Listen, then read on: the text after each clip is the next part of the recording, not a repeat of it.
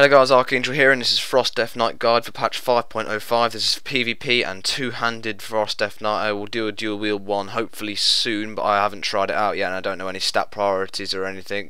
Without further ado, let's get ahead with the guide.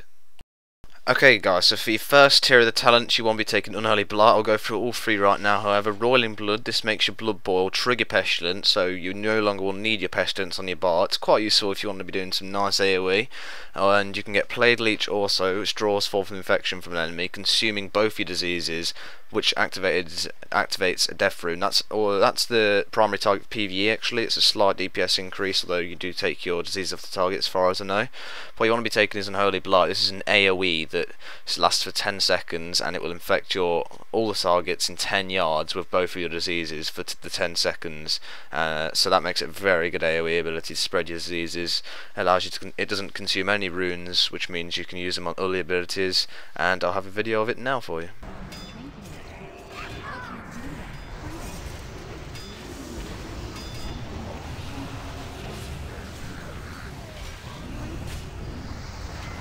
Okay guys, for my second tier of talents, you're supposed to take Lichborn, which is an ability with two benefits. It allows you to escape from fears, charms and sleep effects, just like the Undead Racial, and it also allows your Death Coil to be turned on yourself to heal you for a small amount of healing.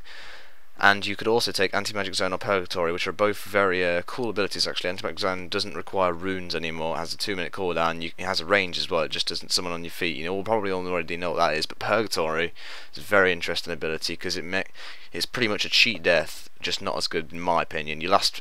Once you're killed, you last for 3 seconds without dying, and if your healing received is greater than your damage taken, you will survive that. So it's a pretty good ability to take as a tank in my opinion, but Lichborn is the one I've gone with. Here's the macro for the working Lichborn, guys. You can just copy that down. You can pause the video right now and check that out, copy it down, and you can be using Lichborn yourself now. We're going to skip straight to 4th tier right now because it's Death Pact and it's another heal just like Lichborn, so I can get 2 videos in one here.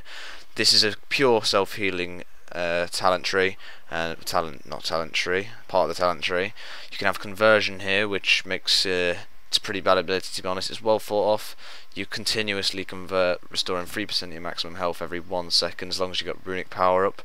You have Death Siphon, which is basically a ranged Death Strike to be honest, and you've got Death Pact, which I use, which you just restore 50% of your maximum health and it causes damage to your minion. You have to have minion activated here. It can be a gargoyle if you're unholy, or of course the ghoul if you're frost, and that suffers 50% of its maximum health as damage as you heal for 50%. Okay guys, so this ability is Lichborn. You're going to need your ghoul out for this. It is possible to make a macro, but I'm not using it at the moment.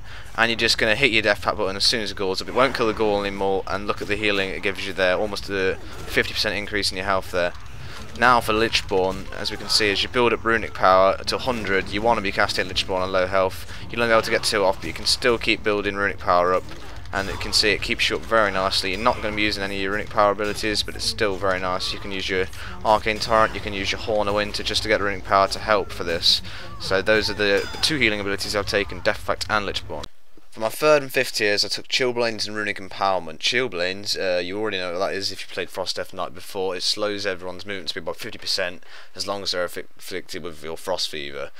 And Runic Empowerment, this is also, I'm not sure if it was a Frost or Unholy, but Runic Empowerment, Runic Corruption are pretty much equal to be honest. I've used both of them and I like both of them.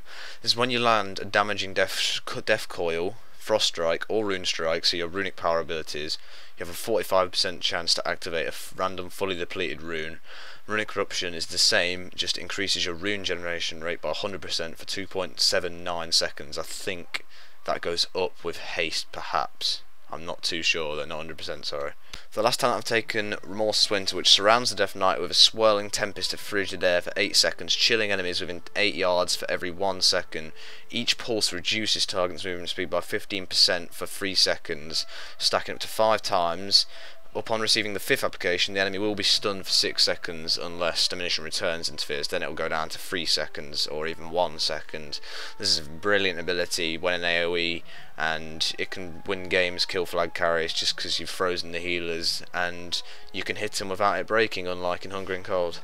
Here are 2 examples of how Remorseless Winter can work to your advantage, or the enemy can easily escape it. As we can see in this clip, It's keeping them close together easily for the kill, lands the stun, and he's dead. For the next clip though, this is how easy it is to escape a remorseless winter. As you can see, this flag carrier, I've got no death grip ready for him, and I'm okay guys, so here we have the that's glyphs for the Deathknight, and you want to be using the 3 major glyphs: Glyph of Anti-Magic Shell, Glyph of Dark Simulacrum, and Glyph of Dark Succor. There aren't really much of a choice for glyphs, although you can take quite a lot, because none of them are glyphs that will increase your damage output, unlike in Cataclysm, so you can mix it up a bit, especially the minor runes, because they don't really affect you at all, so you can mix that up quite a lot. But I'm going to go into detail about these 3 glyphs right now. Glyph of Anti-Magic Shell, I believe this was in Cataclysm, I don't quite recall, but it causes your Anti-Magic Shell to absorb all incoming magic damage, so 100% up to the absorption limit, which I believe is about in Cataclysm. If it says here, we'll have a look. It's up to a 50% the Deathknight's maximum health. And Glyph of Dark Simulacrum, this is really good because Dark Simulacrum is a good ability. It reduces the cooldown of Dark Simulacrum by 30 seconds, which is halved, and increases its duration by 4 seconds, which I believe goes to 11 or 12. Glyph of Dark Succor, this was in Cataclysm. This was to replace the Death Strike when it got nerfed. Believe second patch it got nerfed, and this was completely useless in Cataclysm, but now it's actually quite good for BGs, at least in the arenas as well, I suppose. When you get a killing blow, you will be able to, as long as you're in Froster and Holy Presence, by the way, your next Death Strike will heal you for 20% of your maximum health, so that's quite a bit actually. So yeah, it's very good for you, and you want to be getting the killing blows though, which Deathknights actually do because of their burst in this patch. I find I get a lot of killing blows in BGs especially. And after the minor glyphs, you want to definitely get Glyph of Path Frost. It reduces the falling damage you get, so good eye the storm and things like that. Glyph of Resilient Grip, when targets immune, say they have a bubble on them, then the cooldown's reset, so you can make mistakes with that. And Glyph of the Geast, just for looks for me actually. You can go for any minor glyphs really, but you want to be taking these 2 most probably because they're actually useful, unlike any others. Corpse Explosion, I haven't tried that out yet, but this was for the glyphs for my guide. Okay, now for the stat priorities. Expertise and melee hit, your most important stats. You want both of them at 3%, then PvP power, then strength, then PvP resilience, haste, crit, and mastery. And next we're moving on to the gems, looking at meta, red, blue and yellow gems, which you can get in slot. There will be more than 1 gems, just in case you are not capped in a certain part. Now for the meta gem, you need Reverberating Primal Diamond. You will need, well, this will give you strength and critical effect, so you'll do extra critical damage. For blue, you need Attempts, Imperial, Amethyst, which gives you strength and PvP power, your 2 most important stats apart from the caps. Accurate Imperial Amethyst if you're not expertise or hit capped. For red, a rolled Primordial Ruby, which gives you pure strength, and a Resplendent Vermilion Onyx, which gives you strength and resilience if you do need a bit of that resilience if you're dying quickly. Now we'll move on to the yellow gems.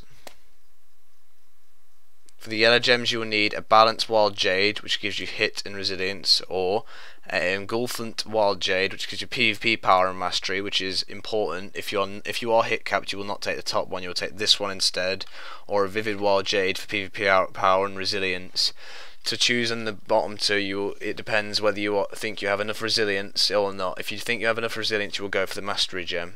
Thank you guys for watching my Frost Deathknight PvP guide. If you liked it, please leave a like, comment and subscribe to my channel for more of these guides and more PvP WoW footage, and PvE of course once I upload that. So I hope you enjoyed this guide, and I did miss out the rotation, just in case you were wondering where it is, and that will be coming in the video hopefully soon. I will be making my montage very soon. It's going to be pretty good since it's burst season at the moment. Thank you for watching guys, and I'll see you guys soon.